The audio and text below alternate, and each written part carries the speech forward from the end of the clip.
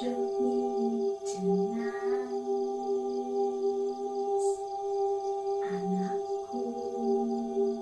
sing ayu rupane, yen nangis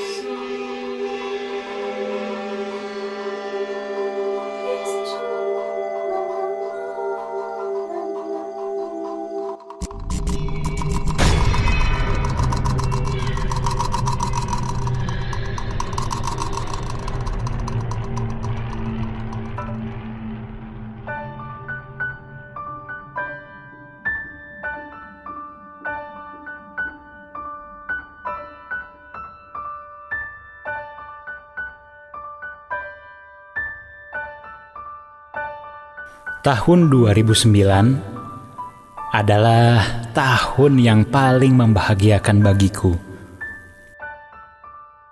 Karena pada tahun itu, akhirnya aku menikahi seorang wanita yang sangat aku cintai.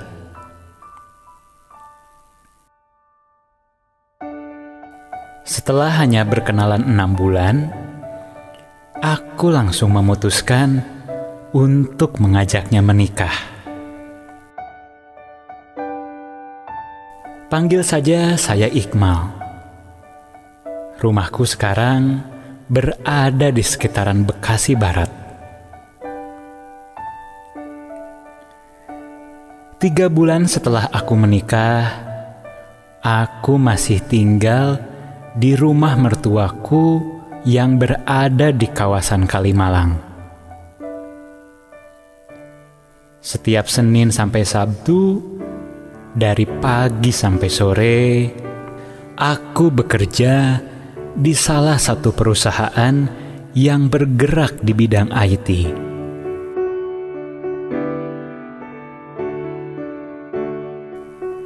Dan untuk hari Minggunya, aku luangkan waktu semuanya untuk bersama istriku. Setiap minggunya, aku dan istriku selalu memaksimalkan waktu untuk bersama.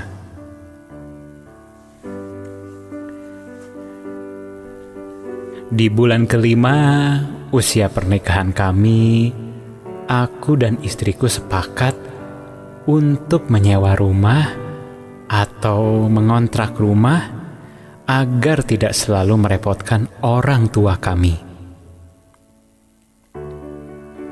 1 bulan kurang lebih, aku dan istriku mencari kontrakan rumah.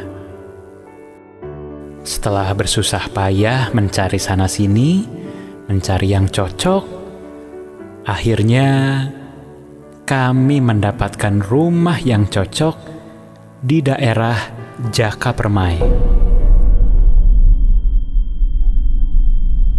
Rumah itu memiliki 2 kamar, 1 kamar mandi, dapur, ruang keluarga, ada garasi, dan 1 gudang penyimpanan barang.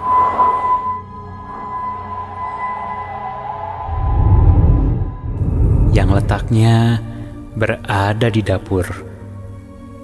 Rumah itu cukup untuk kami berdua, tidak kecil dan juga tidak besar.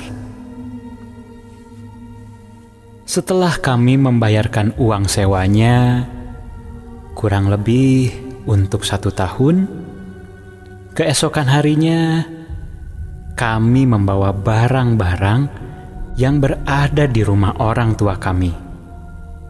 Dan kami memutuskan untuk segera pindah ke rumah kontrakan.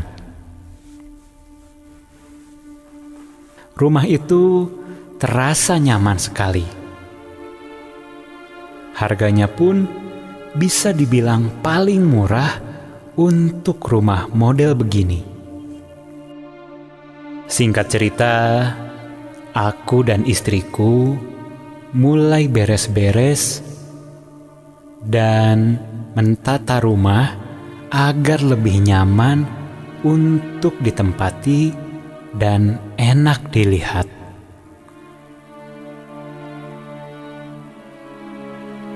Keesokan harinya, seperti biasa, aku berangkat kerja dan untuk pertama kalinya aku meninggalkan istriku di rumah sendirian.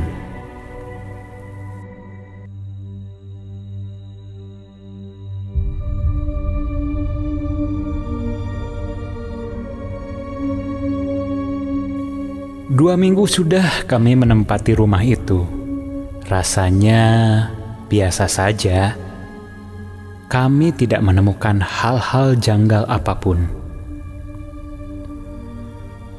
Dan di minggu ketiga, saat aku pulang kerja,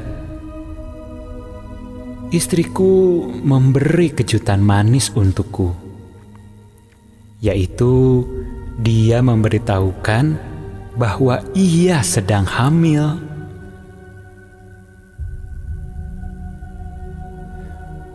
Waktu itu usia kandungannya mungkin sekitar 2 bulanan.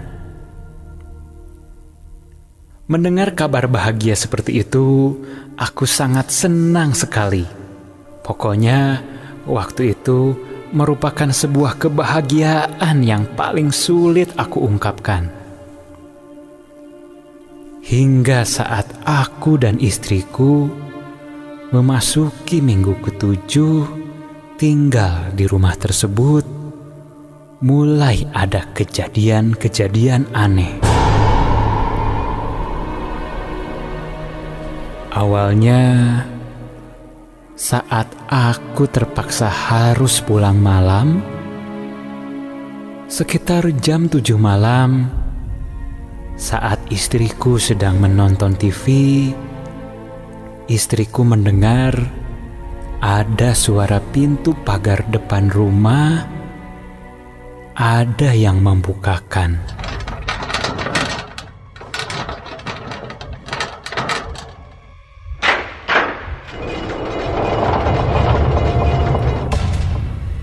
Dia mengira itu adalah aku yang datang. Tapi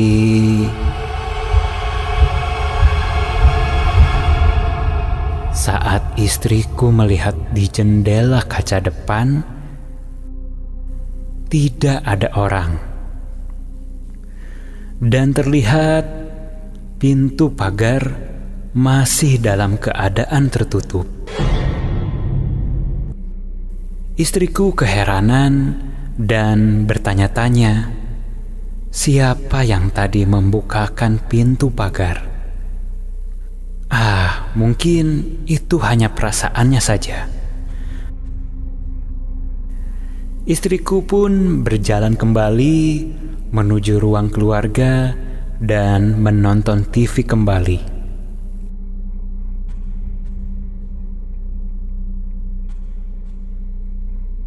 Tak lama berselang, terdengar kembali ada suara orang yang sedang membukakan pintu pagar rumah kami.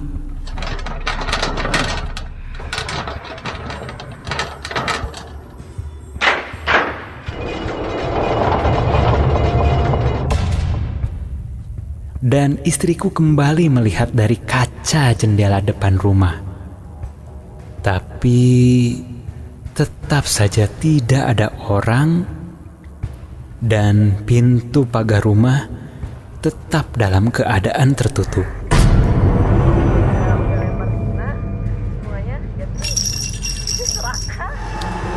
Hingga akhirnya Sekitar pukul 8 kurang, aku pun sampai ke rumah. Dan istriku langsung menceritakan apa yang terjadi padanya.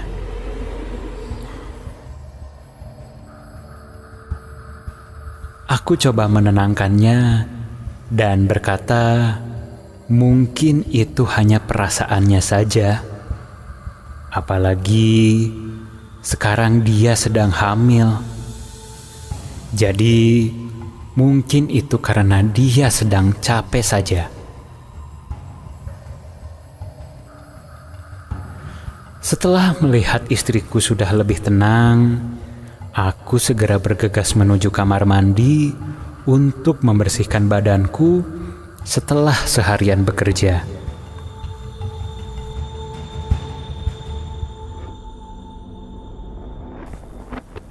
Aku mulai membilas badanku serta menyalakan keran shower.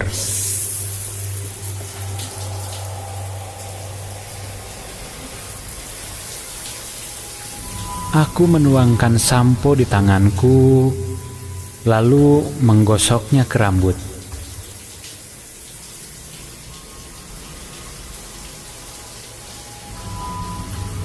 Dan saat aku sedang membilas rambutku dengan air dari shower,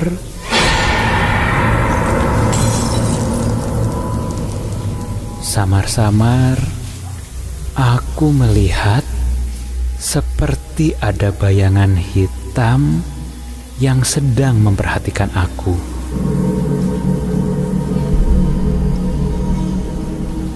Sontak aku terkaget dan langsung mematikan keran shower dalam keadaan rambut masih berbusa sampo.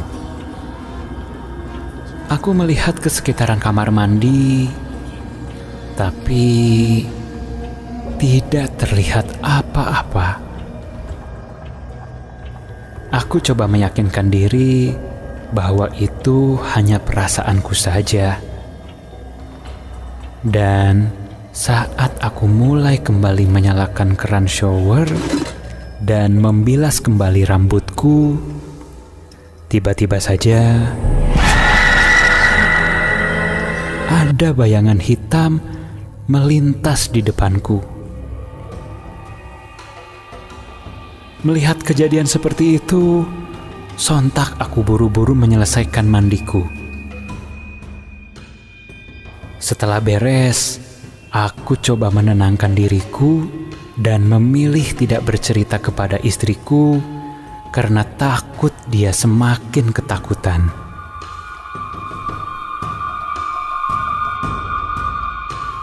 Satu minggu setelah kejadian yang kami alami, aku jadi merasa ini rumah ada yang sedikit aneh.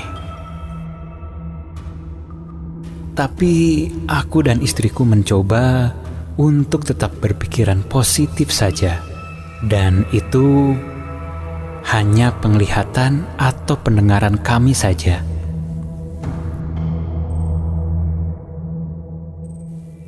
Dan di minggu ke-10 kami menempati rumah tersebut, aku mendapat tugas kantor untuk perjalanan keluar kota.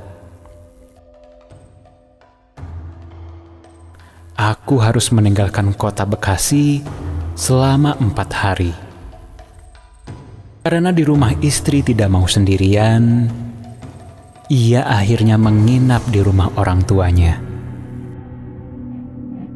Jadi, aku pergi agak lama pun, aku bisa tenang meninggalkan istriku. Perjalanan dinasku akhirnya pun selesai. Dan aku putuskan untuk menjemput istriku esok harinya saja. Dan aku langsung pulang menuju rumah kontrakanku. Ketika memasuki rumah, terasa sekali rumah ini sepi sekali. Dan di luar komplek juga sangat sepi. Aku menuju kamar mandi dan membersihkan diriku. Setelah beres mandi, baru saja aku keluar dari kamar mandi, tiba-tiba astagfirullahaladzim, listrik di rumah ini tiba-tiba saja mati.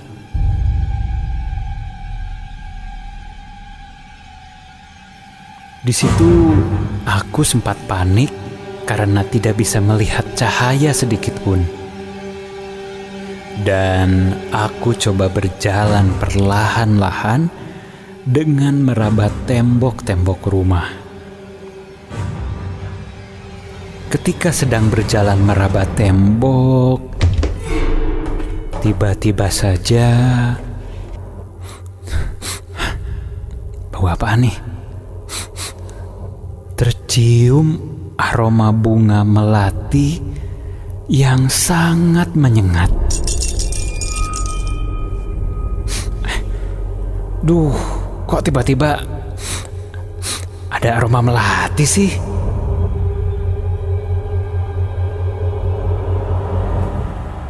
Melati dari mana ya? Di rumah ini kan gak ada pohon melati. Aku coba mencari lilin yang biasa aku simpan di ruang keluarga.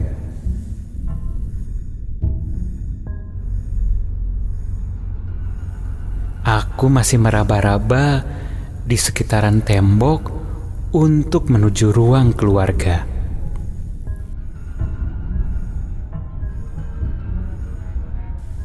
Setelah bersusah payah meraba-raba tembok, akhirnya aku menemukan lilin tersebut beserta koreknya.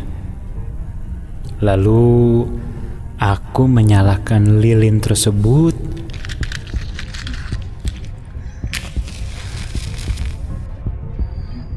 dan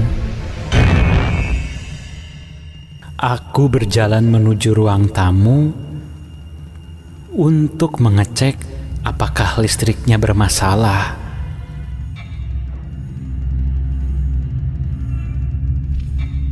Setelah aku lihat, ternyata semua listrik di komplek ini mati.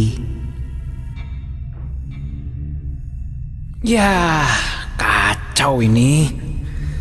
Tengah malam pakai acara mati listrik segala. Lalu aku berjalan sambil membawa lilin ke arah kamarku.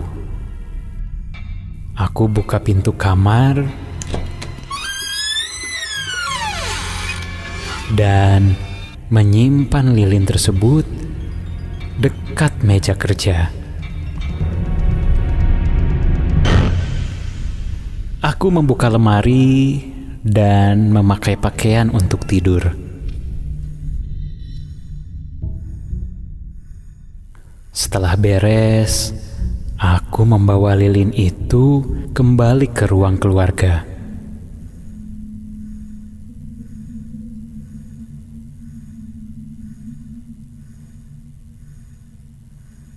Karena entah kenapa, saat mati listrik seperti itu, aku ingin tidur di sofa ruang keluarga. Lalu aku menyimpan lilin di meja ruang keluarga dan merebahkan tubuhku di sofa. Belum lama aku merebahkan tubuhku, tiba-tiba saja tercium kembali aroma bunga melati yang sangat menyengat.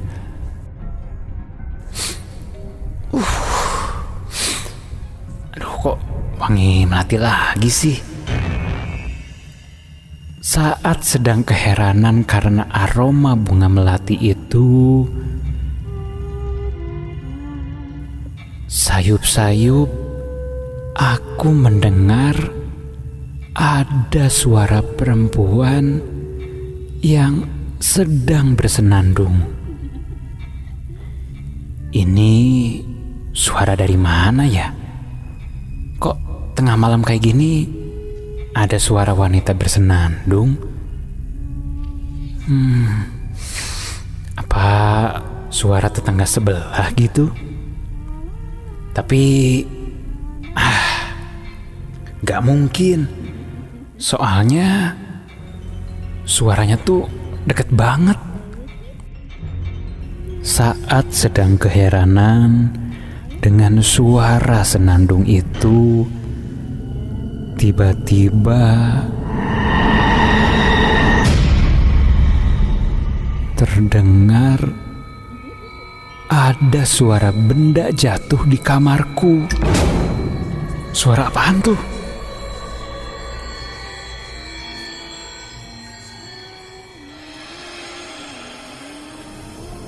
Di antara ketakutan dan keherananku, suara wanita yang bersenandung itu sekarang semakin jelas dan ternyata sumber suara itu berada di kamarku. Antara berani dan takut, aku membawa lilin yang berada di meja. Pikiranku saat itu, takutnya ada orang yang masuk ke rumah. Aku coba berjalan perlahan mendekati kamarku. Suara wanita itu masih terdengar saat aku sudah sampai di depan pintu kamarku.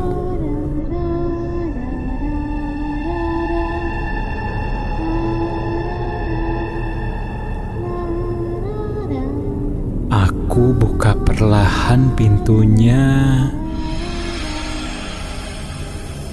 dan saat pintu itu terbuka,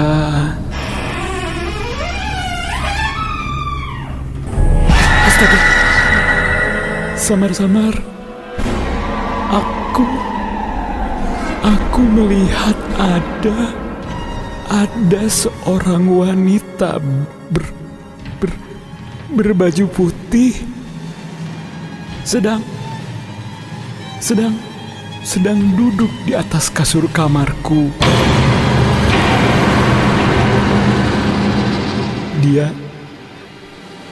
Dia terlihat sedang menyisir rambutnya yang panjang. Dan tak lama kemudian,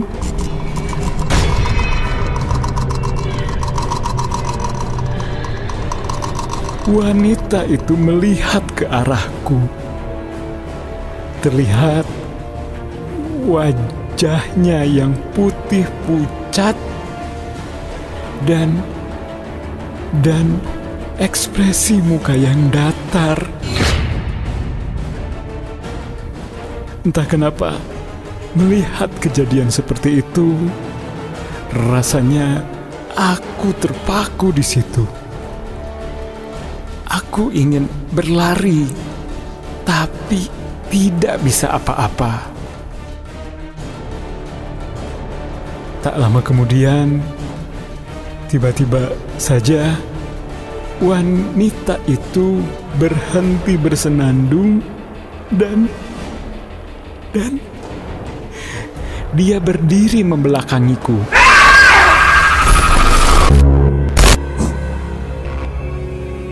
Lalu ia berjalan melayang sambil tertawa sangat mengerikan.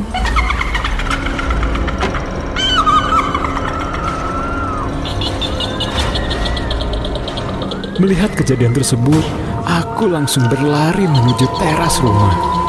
Badan yang tadi terasa terpaku, tiba-tiba saja bisa bergerak. Baru kali ini seumur hidupku, aku mengalami kejadian seperti ini.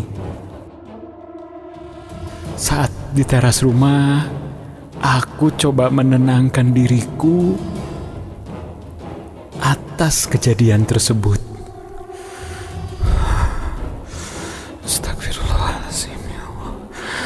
Astagfirullahaladzim ya Allah. Astagfirullahaladzim ya Allah. Astagfirullahaladzim ya Allah. Dan tak lama kemudian ada satpam yang sedang keliling berpatroli. Dia menyapaku dan bertanya, kenapa berada di luar saat malam-malam begini? Apalagi saat itu suasana sedang mati listrik. Lalu aku bercerita pada Pak Satpam apa yang kualami barusan.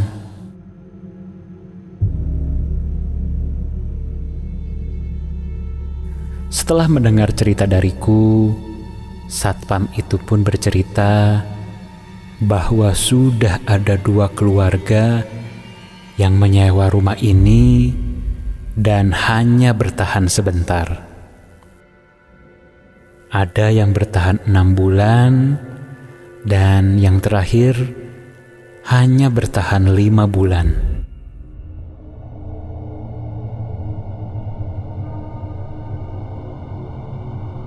Satpam pun sebenarnya heran karena mereka hanya tinggal sebentar di rumah tersebut. Dan aku jadi berpikir, apakah mungkin 2 keluarga tersebut mengalami apa yang kualami?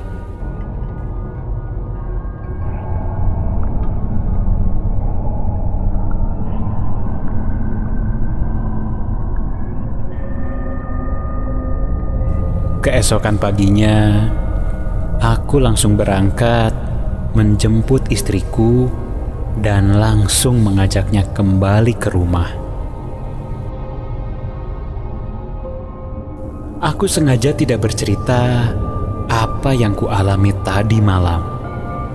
Takutnya ia menjadi stres, mengganggu kehamilannya.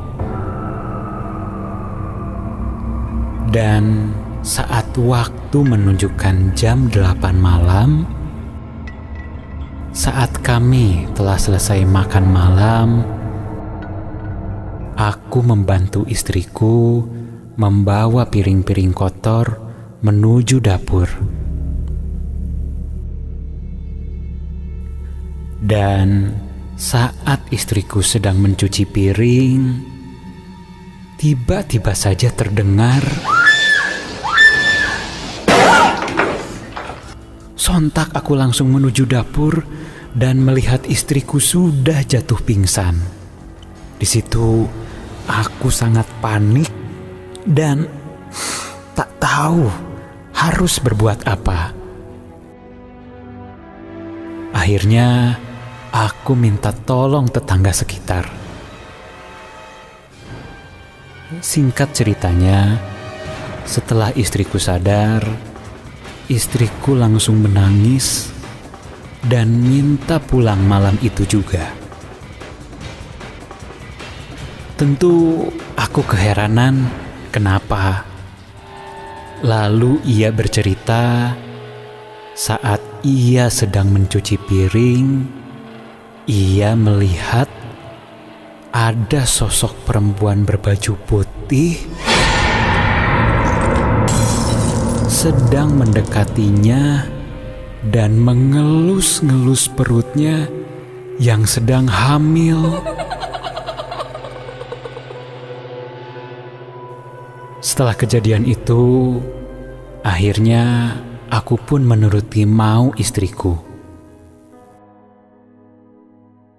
Dan istriku, semenjak kejadian tersebut, ia tidak mau lagi kembali ke rumah itu.